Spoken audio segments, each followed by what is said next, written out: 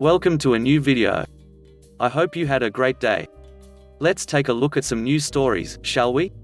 The first story is called Company Vests in the Summer. A number of years ago I worked for a travel company. The company specialized in package holidays that included sports tuition. I was a windsurfing instructor at one of their locations on the Mediterranean coast. We worked on the beach and were out in the sun all day long from 9 to 6.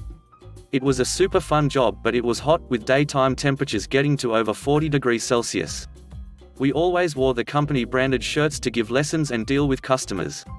But we figured, if we weren't dealing with customers, who were in swimwear anyway, we're good to go bare-chested, and it keeps the t-shirt nice for customer-facing things. The activities manager, who semi-regularly popped across to the beach from her office to give us a talk, did not think that was acceptable. She would paddle across the lagoon and tell us that we were to wear company gear at all times. And that she'd seen us shirtless through binoculars from the hotel. She'd also perform shaving inspections on the boys and chew us out if we had a 5 o'clock shadow. As we were issued only one shirt a day, we wore them exclusively for lessons. If we got them wet, they stayed damp and horrible and looked awful, so we didn't wear them whilst dragging boats around and fixing stuff. The alternative to the shirt was a thick rash vest, made of non-breathable material, with a turtleneck and long sleeves. They looked like the old Star Trek uniform and cooked whoever was wearing them in the midday sun. We were instructed to wear them or the shirts. After we decided to go with the shirt, the manager decided that she didn't want us giving lessons wearing wet and dirty shirts, so insisted that we wore the rash vests when not teaching. We all hated it and became very grumpy because we were hot and looked like heat-stroke Star Trek extras. The manager notices our lack of morale and asks why we're all so angry. To be fair to her, she listens and says she understands that we're all roasting in our plastic bag rash vests, but that we have to wear them. However, this is entirely her choice and not company policy. She wouldn't budge, but did agree that we could use a hot knife to at least remove the arms and make them into short-sleeve plastic bags. This is where the malicious compliance comes in. We hot knifed the arms off in the most basic way possible, leaving just little shoulder flaps. Now we looked like Star Trek extras from the deep south. The new vest wasn't too hot if you dunk yourself in the sea before being on land for any amount of time. So for the rest of the season, every lesson was instructed by a dripping wet Star Trek extra.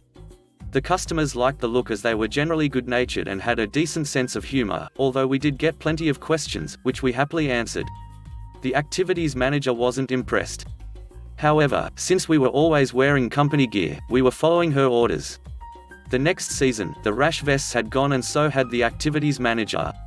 The next story is called Not Gonna Fit. I work as a wardsman in a private hospital in Australia. Now you don't need any training to do this job, so we are pretty much the least qualified people at the hospital in an industry where there are a lot of qualified people around. I think it is because of this that I get a lot of run-ins with staff and patients who think I'm stupid because I'm just a wardsman. I went to pick up a patient from the ward to bring them down for an ultrasound. The department policy requires us to bring the patient down in their bed for the exam. This is a recent change and was done so because sometimes patients aren't very mobile and require a lot of assistance, and the guys don't have the time getting every patient from the chair to the exam table if they have low mobility. So the policy was instituted: ultrasound patients had to come down in their bed. This patient, however, was coming down from the maternity ward, and our hospital recently started offering double beds so partners can stay with them overnight. The issue with the double bed is they don't fit through a lot of doorways, especially in the older section of the hospital. So like the thoughtful young man I am, I fetch a wheelchair. I chatted with the patient and the nurse to make sure they were well enough to come down in the wheelchair. Everyone was happy. The patient was very mobile and was able to get up out of bed and walk the length of the room to the wheelchair unaided. So I think to myself, I don't have to worry about this new policy because I know the reason behind it, and this patient won't be an issue. I wheel the patient into the waiting bay just as the sonographer walks out of her exam room, and she notices me bringing her patient down in a wheelchair and not a bed. She went off at me in the middle of the waiting room in front of a couple of nurses and patients. How I should know better. This is a waste of her time. Policy is policy, and you don't mess with policy, especially if you are just a wardsman. All in all, she seemed a little upset. She told me to wheel her back and bring her down in the bed instead. She had not let me get a word in during her tirade to explain, and her command had a sense of finality to it. So I took the patient back to her room and asked if she minded if I took her down in the bed. She said she didn't mind, but was concerned that her bed wouldn't fit in the exam room. I told her that I shared her concern and off we went. I had to take a slightly circuitous route to get to radiology because it's located in the old part of the hospital and had narrow doorways. I parked the bed in 2 of the waiting bays, it didn't fit into one, and knocked on the door and let the sonographer know that her patient was here in her bed just as she asked. She told me to bring the patient straight into the room. I said, well, about that. I walked out and stood facing the double bed. She's not gonna fit. The sonographer just stood there as the patient hopped out of bed and walked into the exam room and hopped up onto the exam table without any assistance. The last story is called The Ninja Presentation. This is a story about my final days at my last job. I was hired to provide field service and support for a piece of software used for intelligence, surveillance, and reconnaissance. The job had lots of travel to interesting places, the technology I got to play with was cutting edge. And as I was getting bored with my normal support job, it came along at the perfect time. Before this story happened, I had been there 6 years and thought I would never look for another job again because I loved it so much. It's important to know that in addition to over 20 years of support under my belt, I also had a lot of experience with technical training. I love teaching people how to use things, so even though my job didn't call for training when customers began to ask for it, I volunteered to add that to my list of duties. The company was grateful and I did receive some extra compensation for that. In retrospect, it wasn't quite enough, but as I said, I loved what I was doing and wasn't really hurting for money, so I wasn't about to whine about anything. At one point, our small startup got bought out by a bigger company. This company, of course, didn't really care about what the software was used for. They just saw that it was making a ton of money all of a sudden and they wanted a piece of that pie. The owners felt that we would get more opportunities by selling out. That may be somewhat true, but they never got to find out because the new company got rid of them in roughly a year of time. So, we end up getting a big contract to provide our software to a country that wanted to use it to watch their borders. This was exactly what the software was for, so everyone was pretty excited about things.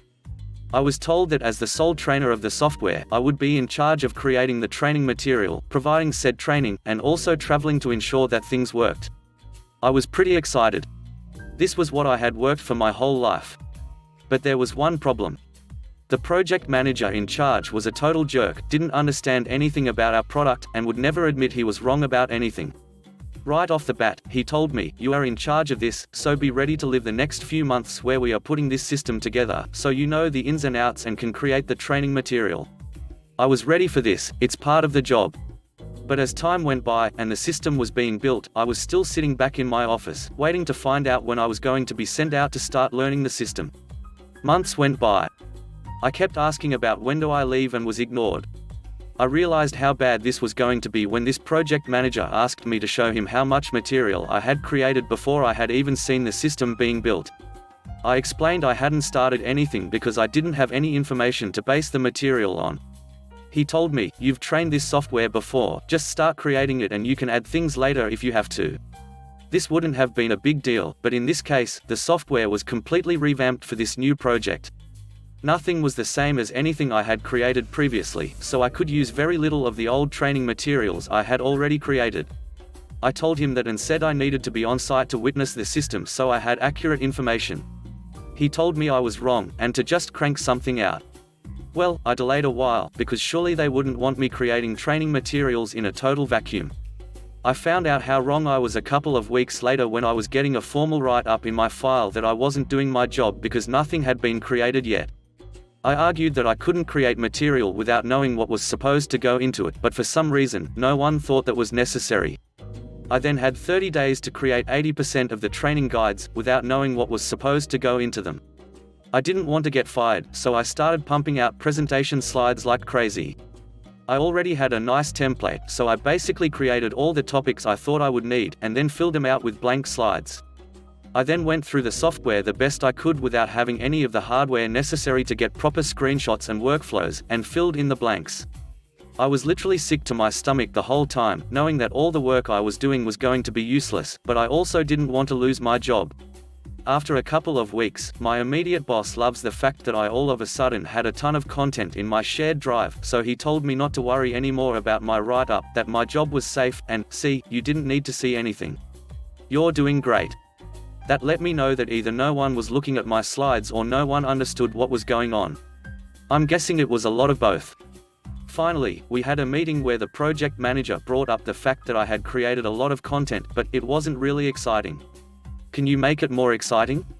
I laughed because everyone knows there is nothing exciting about a slide presentation and said, sure, maybe I could add some ninjas or something.